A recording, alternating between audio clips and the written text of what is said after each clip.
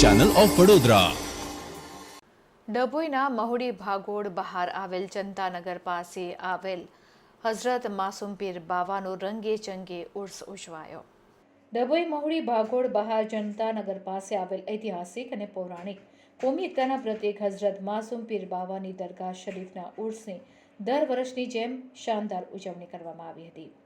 લોકવાયકા મુજબ વર્ષો જૂની પૌરાણિક અને ઐતિહાસિક તથા કોમી એકતાના પ્રતીક હઝરત માસૂમ બાવાના ઉર્સ પ્રસંગે સંદલ શરીફ અને દરગાહ શરીફ પર ફૂલ ચાદર ચડાવીને સમગ્ર ગુજરાત અને દેશમાં ભાઈચારો અને એકતા બની રહે તેવી દુઆ કરવામાં આવી હતી.